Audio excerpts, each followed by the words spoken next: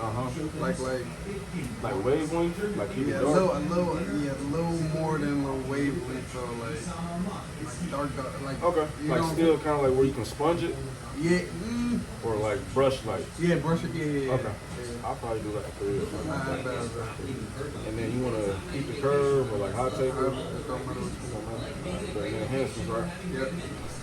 YouTube, what it do, what's poppin'? It's your boy CellyyBeChoppin back at again with another video. Today, man, we doing like a little mid taper on my client. I've been cutting him before. Today, I just decided to, do a video for y'all because, as you can tell by the title, I am now licensed. Is it official? I am now a licensed barber. Passed my state board on the second try. Graduated school, so I just gotta finish up these last hours. But right now, I'm just taking off all the, the little dead ends of the hair, and then I'm going back so it's easier to pick out. Trying to go on with, kind of hair that's like nappy, it might, irritate or hurt your client's hair. So I just kind of went in with like, just lever close, freehanding, and then now I picked up my, I think this is the four guard close. So he kind of said he want like wavelength. Since we going from like a fro to like wavelength, I try to, you want to go with your bigger guard, just so just to, if they want to cut it down lower, they have that option too.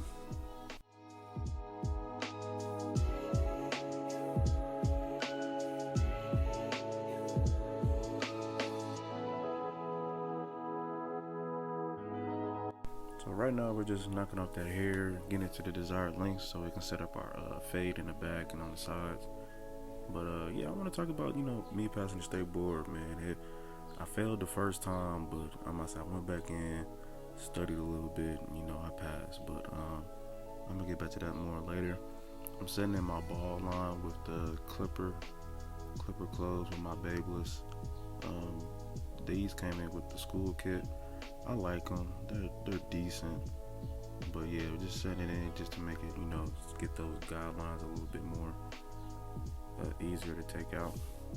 I'm trying to do better with this voiceover. I'm trying to give y'all more energy. So let me, pick it up a little bit. But right here, I got my one guard.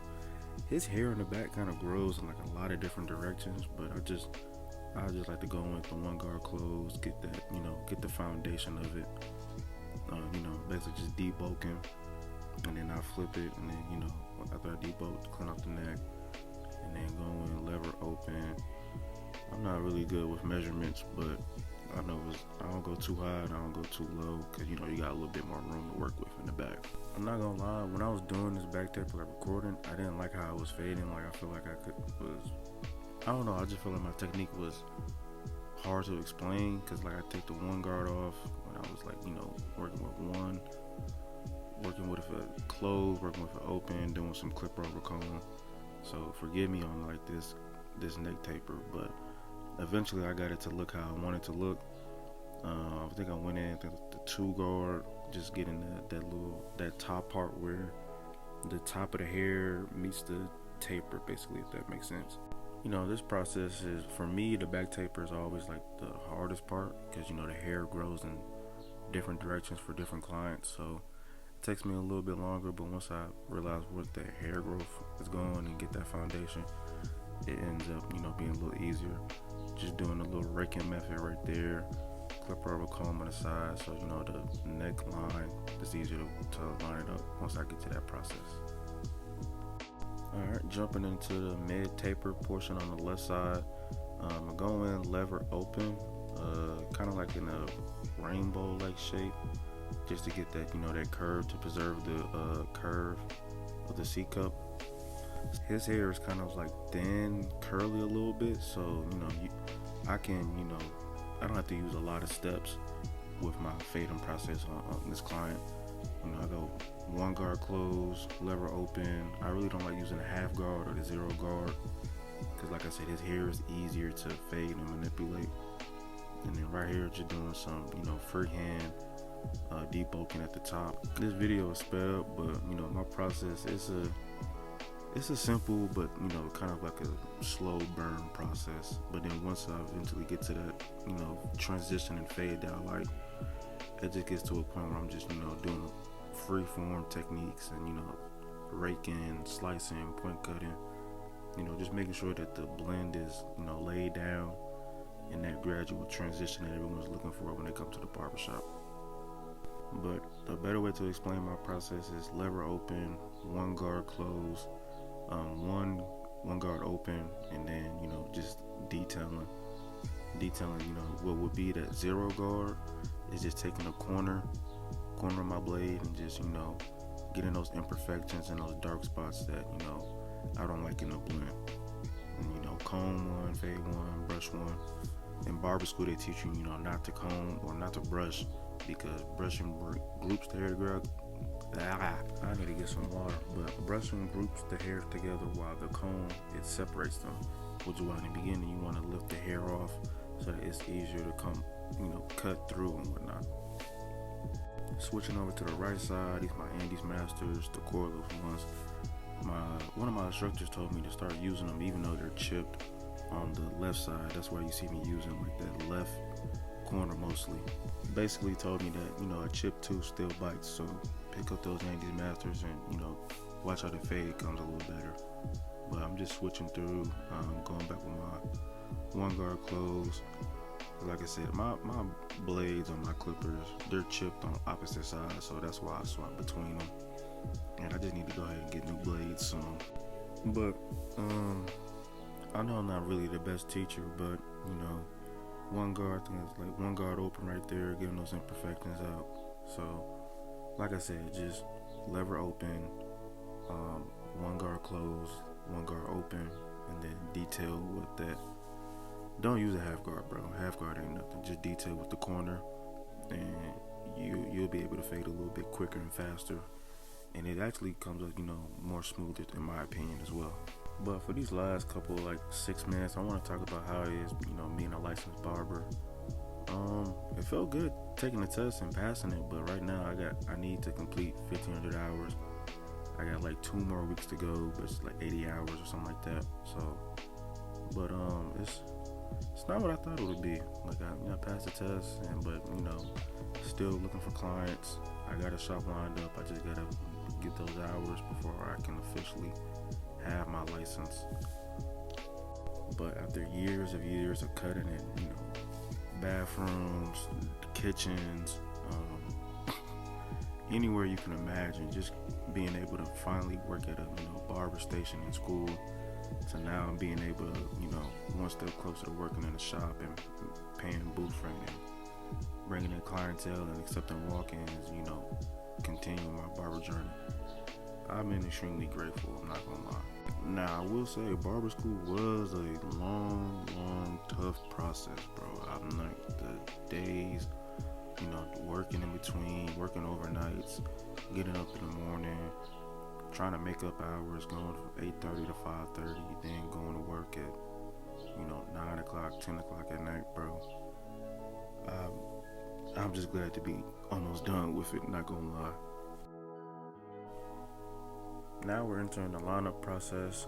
Usually I go alcohol, blow dryer, then holding spray, blow dryer, but I just wanted to jump straight into it with the holding spray and alcohol. His hair wasn't that dirty, so I didn't really feel like the need to, dry it out or clean it, with the alcohol, neck strip or cotton swab, whichever you prefer. With the neckline, I like to start in the middle, not mostly towards the bottom, because the bottom is the most sensitive part of the neck. And then right here, damn, I move fast. Jumping into the C cups. C cups, I start the same thing, towards the bottom or the middle of the bottom. Get that foundation, and then as you saw before, I kind of make sure it's matched on both sides. And then these are my little hitters right here. So as you can see, both sides are damn near symmetrical.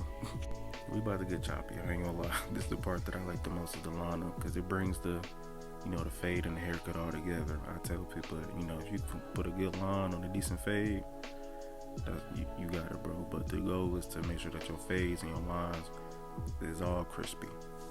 And then we're just lining up the mustache. I like to line up the mustache and go underneath the neck before I put the razor line on the beard, because that I move slow as a barber, I ain't gonna lie, but slow and steady wins the race. So just getting that little triangle shape with the mustache, right above the lip, not pressing too hard, because like I said, another sensitive area.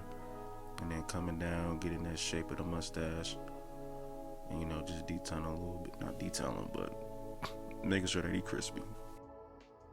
If you haven't already, man, make sure you subscribe, man. I need more subscribers, man. We gotta get 10,000, 1,000. We just gotta get more subscribers. I ain't really got a goal right now, but we gotta get some more subscribers. This right here is requested. I repeat, the enhancements are requested. Yes, I'm in barber school, and you know, it's kind of frowned upon to use enhancements in barber school, but I ain't gonna lie, it's 2026, and a lot of people like the enhancements, so don't depend on the enhancements, but you know, still learn how to use them so that you're not, you know, behind once you get out of barber school, because a lot of barbers use enhancements, but if you can master all natural cuts, that's a plus too. Going in with my tan pencil, because my client is a little darker. For lighter clients, you want to use, like, you know, that white pencil. This just to get that pop, just to emphasize the line. And you know, I like to have it sharp but not too sharp, just so the lines are, you know, not so cakey and bulky. I like to go with the grain first, you know, with the pencil, and then I go against the grain just to emphasize that, you know, that sharpness of that line, just to get that point. Usually I start with the beard first and then work my way up to the line, but today I just wanted to, you know, show off the line and how to get that sharpness of it. We looking crispy, boy. I ain't gonna lie. If you can make your enhancements look natural, man, you would go to barber for sure. Dust off the excess and then follow it back up. You know, second time over shave. Then I go down here, start the top of the beard, work my way down. I like the beard line to come almost to the mustache. If not, it's okay. Like I said, dust it off. Go back in with a 30 to 45 degree angle. You know, just emphasize that line to make that beard line pop, man. I don't like the way I did the pencil on this side, but like I said, that razor is gonna bring it together. So 30 to 45 degree angle. It's textbook 30, but everybody likes to say 45. You know, just don't nick the client. And then here I am going against the grain, working on the left side as a, you know, right-handed barber. You gotta do that backhand right there that I showed. Just don't nick the client, and that's all I gotta say. Emphasizing that, you know, bringing it to the highest point, dusting it off, going back over again with the second time shave, and you know, just trying to find that angle to where you can emphasize the line and, you know, not nick or cut the client.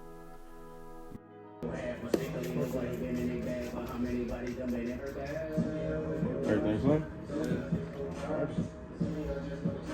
Yes, sir. CellyyBeChoppin, man. Just doing some cleanup work, cleaning the back of the neck, behind the ears. You know, just touching up that line. And, you know, client satisfied. You know, I'm paid.